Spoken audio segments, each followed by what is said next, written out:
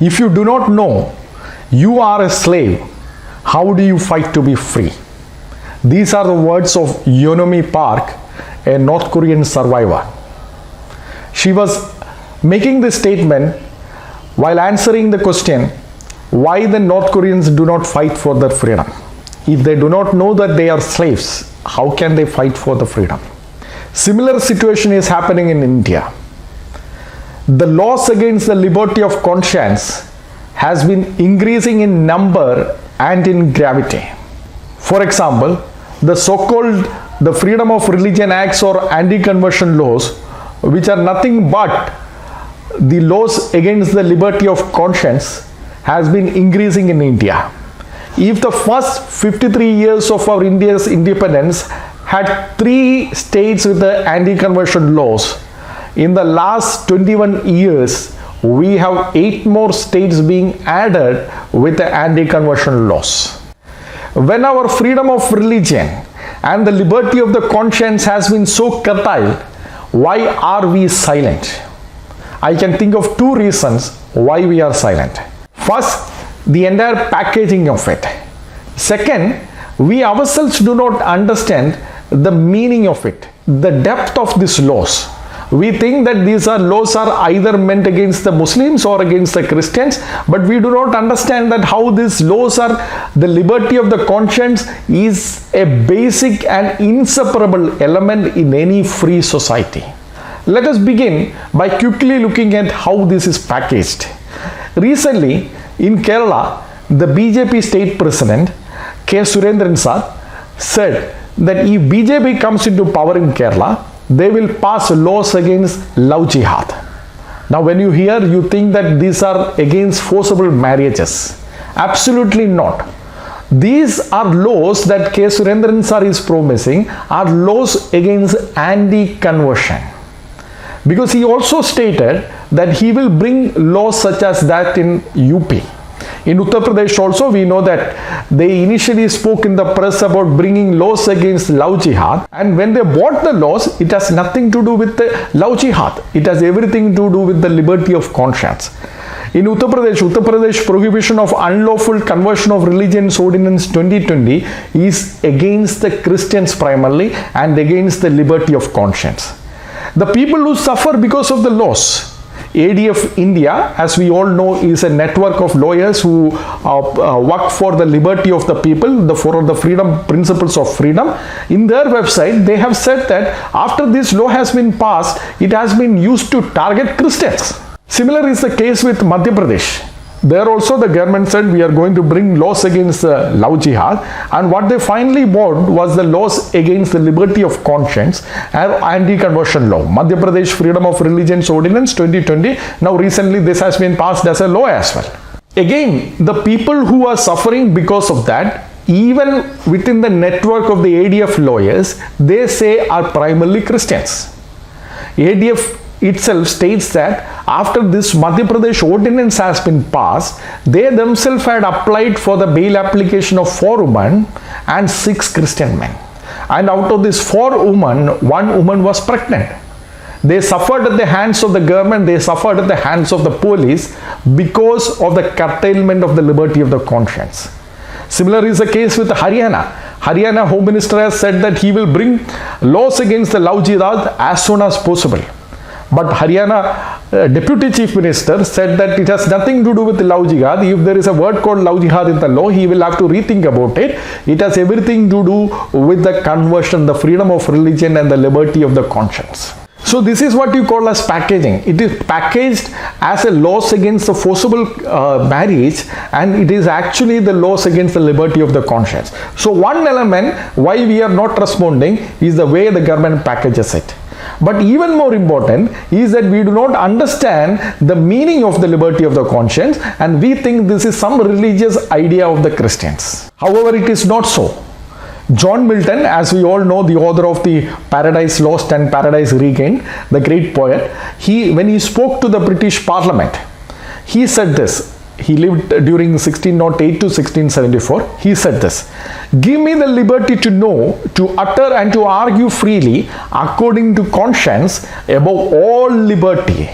The liberty of the conscience and the right to act according to my conscience give me that above all liberties, because this liberty is the basic, fundamental and inseparable element of a free society. The day you remove it, you ceases to be a fully free society. Unfortunately, this was not understood even in the Constituent Assembly when they discussed about the word propagation. They thought that the propagation can be separated from the liberty of the conscience. Absolutely not. Mr. Purushottam Das Tandon, who later became the president of the Indian National Congress, he said, we congressmen deem it improper to convert from one to another religion or to take part in such activities. So why did they allow that finally this law to be among the basic fundamental rights? Just to enlist Christians. And why enlist Christians? Donald D. Smith, in his book India as a Secular State, chapter Propagation of Religion, page 182, he says, Christian community, after all, they oppose the Muslim League and the separation of India, and they even oppose the communal reservation of seats in the legislative bodies. They stood with the Hindus shoulder to fight for the free India. Therefore, they said, let us grant this freedom to Christians. That is how, even in our constitution, this freedom has come. And it has come basically because of Sardar Vallabhbhai Patel. He was the one who threw his weight and ensured that this is part of the fundamental rights. But the point is, here also we have never understood why it is a fundamental basic element of any free society. People might say that the Constituent Assembly was discussing about the word propagation, and the word propagation is not there in any other constitution in the world. It is only there in India. In any other part of the world which is a free society, you don't need to specifically tell them that the propagation is part of the liberty of the conscience. As Philip Marnix de Saint, who lived in 1540 to 1598, he said, how is it possible to grant liberty of conscience without the exercise of religion? And exercise of religion involves propagation. So they understood that the liberty of conscience involves the right to propagate as well. It need not be separately discussed. The fact that we separately discuss and had to add shows that we have not understood the depth of the meaning of the liberty of the conscience. Why is it happening so? There is a reason.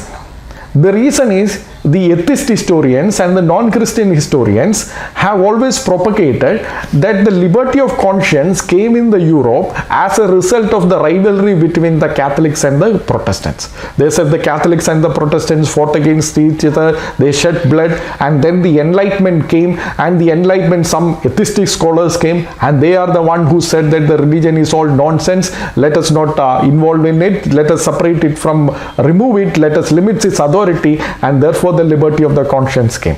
This has been stated in I am paraphrasing it, this has been stated by Professor Robert Louis Wilken, Professor Emeritus at the University of Virginia. In his book Liberty in the Things of God, he is refuting this idea. He is refuting this atheistic historian's idea. He said this is not the case. Now our intention is not merely to correct a historical error. That itself is important. The point is that when you learn like this, the natural question that is asked is by the RSS intellectuals. RSS says, as you would see it in the Hindustan Times, secularism is irrelevant in the Indian context, all faiths are one. The RSS says, see, this has happened in the Europe, it came as a result of rivalry between the Catholics and the Protestants. If it is so, how it is relevant in India? We Hindus accept all religions. Now, I would not accept his statement as completely true, but I understand the essence of the question. If the liberty of conscience and the freedom of religion and the secularism came in the Europe as a result between rivalry of Protestant and Catholics, how is it relevant in any other context, not just in India, in any other context? The point is, the liberty of the conscience did not arise in Europe as a result of the rivalry between Protestants and Catholics. It is very much ingrained as a basic element of freedom. Let us look at that history. In Mark chapter 12, verse 17, Pharisees came to our Lord Jesus Christ and asked him a question. They asked him, is it right to pay tax to the government, Caesar's? That was the Roman government, which was a different religious government from the Jewish religion at that time. So our Lord Jesus Christ asked them, bring me a coin. And he asked him, whose inscription and image is in this coin?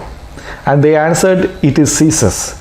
He said, render unto Caesar what is Caesar's, and render unto God what is God. The point is, as much as the coin of the Rome carried the image of the Caesar, every human being carries the image of God, and we belong to God and God alone.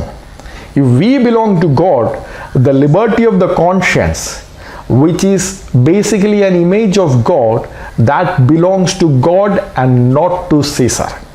Christ again said in Matthew chapter 10 verse 28, do not fear those who can kill your body only, but fear the one who can actually kill your body and soul.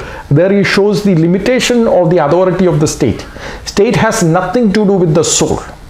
This is why the Dutch writer Dirk, who lived in 1522 to 1590, he said this: render unto God the things that are God's, and unto the man the things that are man's. He is quoting Matthew chapter 22 verse 21, the same context that we read. Men are entitled to freedom of conscience because only God has authority over men's soul and conscience.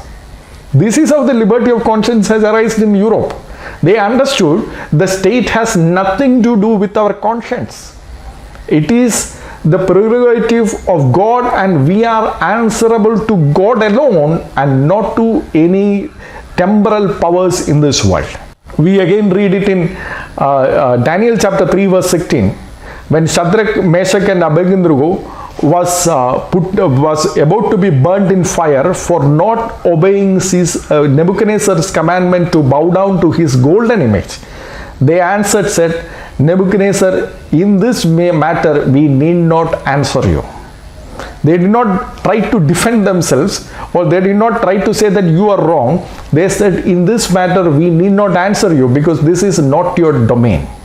The freedom of consciousness, the liberty of the consciousness, as a result, the liberty of the religion, the freedom of religion, the king has nothing to do with it. What is Caesar's, we will give it to Caesar, but what is God belongs to God alone. Now, the Jews practiced it, but Jews, as we know, were an ethnic community. They were all descendants of the same father and the mother. So the people tolerated, no, this group is like this. We read it in Esther chapter 3 verse 8 also, when Haman says, here is a group of people who do not obey your commandments, O king. But they tolerated it. Later people, Rome and all tolerated it. They considered also this as an ethnic group. But when the liberty of the conscience was started exercising by Christians, they were no longer belong to an ethnic group. A group of Romans, among the Romans, arose and said, this is the liberty that we have and we will exercise it, and Caesar has nothing to do with it. Similarly, in every other country, a group of people who belong to otherwise the same country arose and insisted on the liberty of the conscience, and then it began as a problem. We see Tertullian, while writing to Scapula, who was a Roman authority at that time, he said this is the fundamental human right. To worship according to our conviction is a fundamental human right. Now, this was the first time ever in history that the word the fundamental human right has been used, and it has been used in the context of the liberty of the conscience and the freedom of the religion. Tertullian expanded it in his book, the book Apology, where he again said we will act according to our conscience and not according to the dictates of government as far as the matters of the religion is concerned. He further explained, saying that in religion, in matters of religion, force has no use at all. What is the use of forcing a person and making him worship? Will such worship be acceptable even in the sight of God? He said religion is inherently an internal matter and state has nothing to do with it. So this is how the liberty of the conscience started arising in Europe.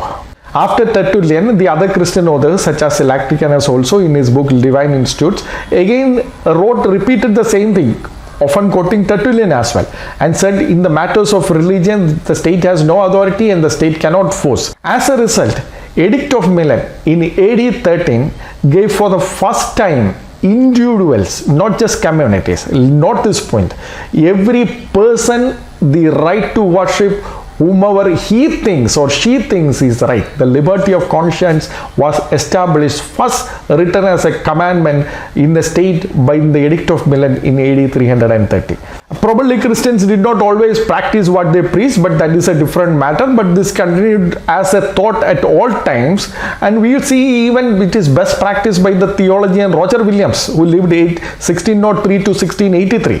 He was a Puritan minister, and he was a staunch advocate of the religious freedom, separation of church and state, fair dealings with the Native Americans, and he was one of the first abolitionists. He was such a great theologian, and he said, you allowing the state to interfere in the matters of religion, you are corrupting the religion itself. Now, not this point. He is limiting the authority of the state rather than the authority of the religion in order to protect the religion and the liberty of the conscience. Roger Williams' book, The Bloody Tenet of Persecution for the Cause of Conscience, published in 1644, should be considered as a masterpiece in the treatise of liberty of conscience. But secular historians often consider John Locke's book, A Letter Concerning Toleration, which was published almost 40 years after Roger Williams' book, which was published in 1644. Roger Williams' book was published in 1644, and John Locke's book was published in 1689.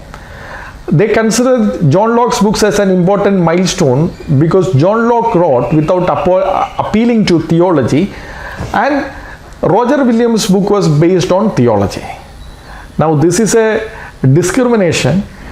John Locke's book is actually influenced by Roger Williams, except that he presented it as if it is a philosophical case. He also quoted Bible, but he presented it as if it is a philosophical case. Roger Williams published it as a theological case, and in fact the roots of the liberty of the conscience is based on theology, but it is applicable to all. Now, the point is, if you look at the US First Amendment in the Constitution, US Constitution, as far as the liberty of conscience is concerned, our own Supreme Court has said that we have taken it more or less from the US Constitution. In the US Constitution, the First Amendment says Congress shall not make. It is a limitation that is put on the state. Liberty of conscience is a boundary for the state authority.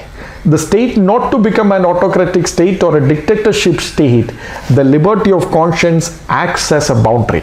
The day that you remove this boundary, the state enters into the autocratic state and later into the dictatorship state. That is what we are seeing it in India as well. However, this idea has been rooted in the Christian theology. Marcello Pera, an atheist who was formerly the president of the Italian Senate, he wrote a book, Why Should We Call Ourselves as Christians?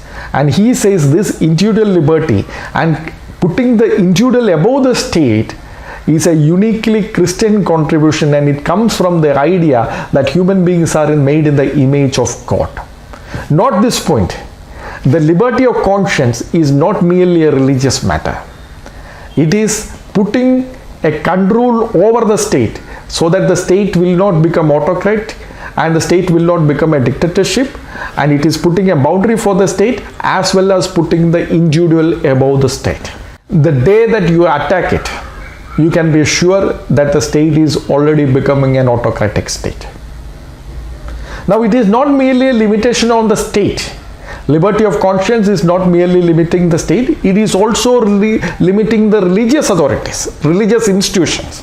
In Acts chapter 5 verse 27, we read, when apostles were called to the highest authority of the Jewish religion, and they were asked not to speak in the name of the Lord Jesus Christ, Apostle Peter in Acts chapter 5 verse 29, he says, we would rather obey God than men. Men, whoever they are, even if they are the highest religious authority, has no place as far as the liberty of the conscience is concerned. Each man's freedom is above the state and above the religious institutions as well. That is why when Martin Luther was called into at the Diet of the Worms, in defending himself in 1521, he said, I cannot and I will not recant anything, for to go against conscience is neither right nor safe. God help me. Amen. So he is defending his belief against the highest religious court at that time by appealing to the freedom of the conscience. So this is not only against the state, it is also against the religious institutions as well. It is giving freedom to an individual. It is a boundary for every other institutions. In fact, in 1525, around that time, when the German princes, when the Germany had the Protestant councils, one of the Catholic nun was also put into trial. A reverse, exact reverse of what happened to Martin Luther. And here also, she defended her freedom by appealing to the freedom of conscience. You desire of me that I should direct the sisters to do things that are against my conscience. And she says, even if I was not here, the sisters will not do anything against the conscience. Liberty of the conscience acts as a safeguard against every other autocratic tendencies, whether it is of the state or whether it is of the religious institutions. The day you attack it, you start losing their freedom. This case happened in India as well. Several cases are there where the religious reformers stood and protested against the religious authorities.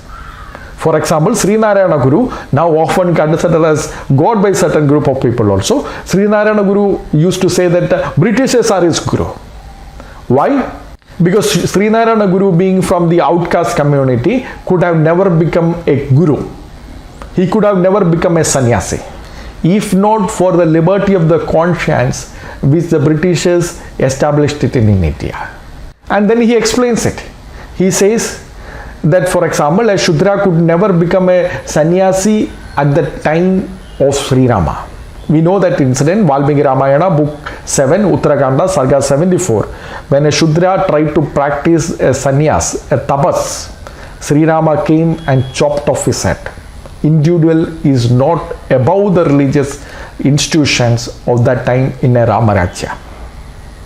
But as far as Christianity is concerned, liberty of conscience, an individual who is made in the image of God is above the state and above any religious institutions as far as these matters are concerned. That is why Thomas Jefferson, on individual right, in his notes on state Virginia written in 1782, he says the rights of conscience we never submitted and we could not submit. We are answerable for them to our God. Right of conscience, the liberty of the freedom, the liberty of conscience, we have never submitted it to the government, and I haste to add that we have never submitted to any institution. It is the individual freedom, and that can never be submitted. The day you attack it, it is a very serious issue, and I am wondering why we are not taking it as the most serious issue now. Now, as we all know, liberty of conscience, the freedom of religion, places the individual above the state and individual above the religious institution as well as it separates the religion and the state, which we often consider as a secularism. Again, this comes from the word of God itself. John chapter 18 verse 36, when our Christ said, "My kingdom is not of this world.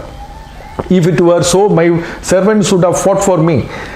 When he actually separated the kingdom of God, the religion, from the temporal kingdoms of this world. This separation is a unique distinction. Donald D. Smith, in his book India as a Secular State, this is a masterpiece of that time. He said the distinction between church and state in the early Christian thought has no clear parallel in Hinduism and certainly none in Islam. And he further went on to add, the atheistic idea of a secular state where state is hostile towards the religion, that is not the idea of a liberal secular democratic state. State is not hostile to the government. State has its own domain of power, religion has its own domain of power, and above both stands the liberty of the conscience of the individual.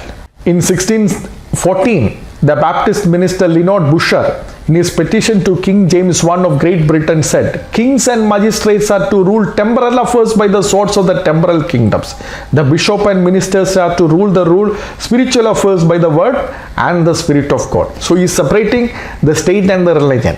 So don't go with this idea that this secularism or the liberty of conscience came as a result of the Protestant Catholic fight. That is a wrong history. It came because of the deep-rooted conviction that the liberty of conscience is fundamental to all freedoms and it cannot be submitted either to the state or to any religious human institutions. It is answerable only to God. So in Bill of Establishing Religious Freedom in 18th June 1779, Thomas Jefferson said this: to suffer the civil magistrate to intrude his power into the field of opinion, to restrain the profession or propagation of the supposition of the inherent tendency is a dangerous fallacy which has once destroyed all religious liberty. Not the word propagation also, because we were initially discussing about whether the liberty of conscience includes the propagation. For the people of the free societies, it always included the propagation as well. And here he is saying civil magistrates cannot have authority over people's opinion. That is a dangerous tendency, except he says in cases when there is a breakout against the peace and good order. Except in the cases where it intrudes, affects the life or the peace and the order of the society, the state cannot involve at all. Liberty of conscience is too sacred a thing to be handed over to a secular government. K.M. Panikkar, in his book The State and the Citizen, said, clearly our democratic, egalitarian and secular state is not built upon the foundations of ancient India or of Hindu thought. Nobody had this. And because it was the India's history did not have it, when the Indians started practicing this liberty of conscience and the secular state, the world was amazed. Because this was a unique experiment. Not only India's history did not have it, none of the India's neighbors had it. The Buddhist country Burma or the Myanmar, they practice Buddhism. Pakistan, they practice Islam. But India was unique, and India was considered as an Asian leader of the free societies. All those things are getting eroded now one by one. And the basic reason is we have allowed the government to intrude into the liberty of the conscience one by one. And this intrusion is a copy-paste from the Hindu Rashtras. Donald D. Smith, in his book India as a Secular State, he writes, there were 17 kingdoms, princely kingdoms in the India just before the independence who had passed anti-conversion laws. They titled it differently. Some openly titled it as the apostasy law, which is what basically it is. Some called it as freedom of religion, how we call it right now. Some called it as anti-conversion laws. But 17 princely states had anti-conversion laws or laws against the liberty of conscience when India became independent. And if you read those laws, we can understand the current laws are nothing but a copy-paste from those laws. Raigarh State Conversion Act 1937. Similarly, Freedom of Religions Act 1942 Patna. Saurga State Apostasy Act of 1945. In all these things we can see these laws, what the laws are there in our anti-conversion laws are directly copied from the Hindu Rashtra laws. We know that the Congress started it. Congress is the soft Hindutva, but BJP is the hard Hindutva. If we read the laws, we can understand. Congress started it in Odisha in 1957. Later in Madhya Pradesh, and Madhya Pradesh it was repealed, and the act came with a much more force in BJP in 2021, that is this year. Arunachal Pradesh, but it was never implemented. Gujarat, that is a significant milestone. We will know why it is. Himachal Pradesh, Chhattisgarh, Jharkhand, Uttarakhand, Uttar Pradesh, and now Haryana is also going to enact. In Rajasthan, it was enacted, BJP government enacted it, but it did not get the approval of the consent of the governor. And in Tamil Nadu, it was repealed. Now, if you read it, the Orissa anti-conversion law, which was the first law, made it mandatory to inform the magistrate. So the requirement was to inform the magistrate. Now there is no need to inform the magistrate as far as the liberty of the conscience is concerned. You are not going to inform the magistrate when you are changing from one party to another party, are you? Then why should you inform the magistrate when you are changing religion as per the liberty of the conscience? Now at that point it was merely inform. Now Sri Narendra Modi, in Gujarat Freedom of Religion Act 2003, he is the first person under his government, he is the first government to enact and make it compulsory to take permission. Now magistrates rules over the liberty of the conscience. We read it in Ephesians 2 verse 8 that faith is a gift of God. Now Sri Narendra Modi says it is not merely a gift of God, the magistrate has to decide whether this faith has to be there or not. It is a blatant intrusion into the liberty of conscience by Sri Narendra Modi. Such a person will automatically become autocratic. Now see, if after Sri Narendra Modi did that, of course every other BJP government did that, and as I said, this is a copy paste from Raigarh State Conversion Act 1932, a Hindu Rashtra copy paste act, where it says submit an application to designated officer, which required the permission from the designated officer. So same thing copy pasted into the Gujarat, and after Gujarat, the Himachal Pradesh Chief Minister Jairam Thakur and Madhya Pradesh Chief Minister Shivaraj Chauhan and Uttar Pradesh Chief Minister Yogi Adityanath all came up with these laws. And Yogi Adityanath, we know, he is little more tougher than Sri Narendra Modi. If Narendra Modi wanted to take permission from the magistrate, Yogi Adityanath came up with one more law. He said not only you have to take permission from magistrate, police has to inspect and verify, and police also need to be satisfied. So if a person wants to change his religion and adopt a new religion, he not only has to take the permission of the magistrate, even police has to be satisfied. So the liberty of conscience is now we are compelled to submit to the magistrate and to the police. Look how pathetic the state is. Now the Uttar Pradesh Religious Ordinance Act and the Madhya Pradesh Anti-Conversion Law, both of them prohibits mass conversion. Now some of the Christians would say, we also are against the mass conversion. That is fine, right? But look at the definition of the mass conversion. In Uttar Pradesh mass conversion, definition of mass conversion means where two or more persons are converted. If more than one person is converted, that is considered as mass conversion as far as Yogi Adityanath is concerned. So if in a family, if there is a father and mother, if both of the father and mother decides together to get converted, then Yogi Adityanath says it is illegal. Now in Madhya Pradesh, it is little more lenient. Two people are allowed, but a third one is not allowed. Third one, so if there is a family and father and mother can together take a decision, but if there is a child who wants to, a son or a daughter who wants to take the decision along with his father and mother, it is prohibited. That is called as mass conversion. By mass conversion, generally we think it is about 50,000 people or 1,000 people at least. No, here it is 3 people or 2 people. And further, the UP Prohibition of Unlawful Conversion of Religions Ordinance 2020 says that you cannot even convince. Earlier in the Orissa Act itself, it was said that divine displeasure, if you say that God will be angry or God will be pleased, that was also illegal.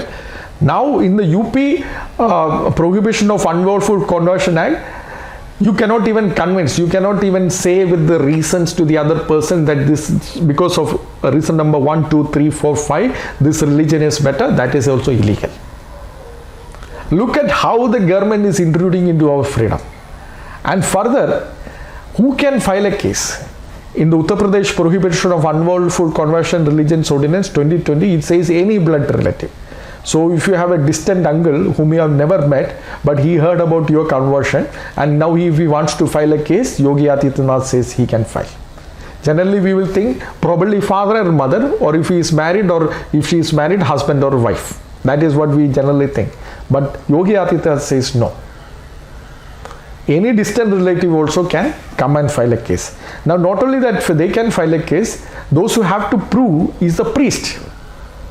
Now the priest thing is a funny thing, because if somebody wants to become a Christian, there is no need for an intermediate. The person can directly go to God and accept him as the personal savior. But the UP law assumes that there is a pastor or a priest at all times. And the priest has to prove, not the converted person. Even the converted person need not prove actually. If he or she says I converted it according to my own will, that should be the end of it. But in this case, the priest has to prove. The person who converted has nothing to prove. The priest has to prove that this is a conversion in the legal matter, in the legal way. Now what is the proof? Again, we do not know. So these are laws meant to harass and to take away the basic and the fundamental liberty called the liberty of the conscience. Unfortunately, in India, we have not realized that we have become a partial free society. But the free societies, the people in the research institutes in the free society, they are realizing it. We all know about the VDEM Institute, Varieties of Democracy Institute report in March 2021, this month. It says that India has become an elected autocracy. And one of the reasons is the freedom of religion. There are other reasons also. But you can always understand the moment somebody is intruding into the freedom of religion, he will intrude into all freedoms. That is how Hindu Rashtas were. How you should dress, what you should eat, where you should live, how much distance away you should walk, at what time you can do certain things. All those things they will start dictating for your good. They will package it like that.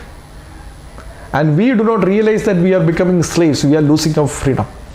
Not just the VDEM Institute, even the Freedom House, in this Freedom in the World Report 2020, it says India has become partially free. But like the North Koreans, we are not realizing that we have loss of freedom, and that is why we are keeping keeping silent. Now we don't need these reports. If you read only the National Crime Bureau, Crime Records Bureau 2019 report, it says there is a 165% jump in sedition case. Now what is a sedition case? The Article 14 site says 149 cases of sedition were charged against for people criticizing Narendra Modi. Now your freedom of opinion is taken away. You cannot criticize Sri Narendra Modi because then you will be charged with the sedition.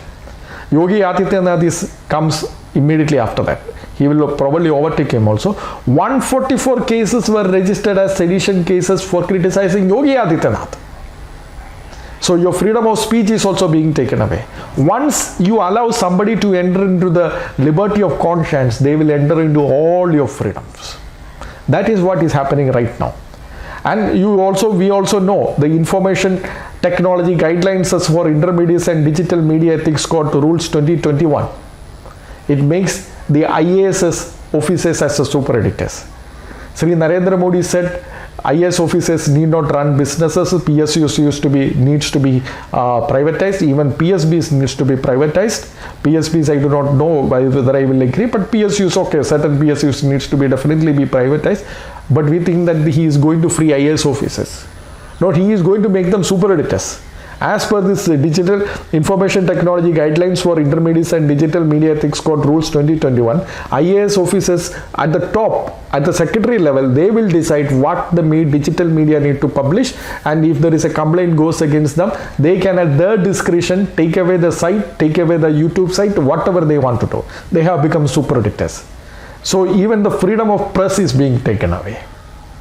But the root cause of all these things, they don't respect the freedom of the conscience. And the freedom of conscience is expressed in the freedom of religion at the best, where it draws a boundary for the state, where it draws a boundary for even the religious institutes, and exalts and puts human beings above everything, because human beings are made in the image of God. If we lose that idea, we can be sure that we will be chained once again, and we will become enslaved like that how we were in the Hindu Rashtra. May it never happen. If that should not happen, it is time for us to stand up and speak and fight for our freedom in the legitimate ways. May God bless us all. May His name be glorified.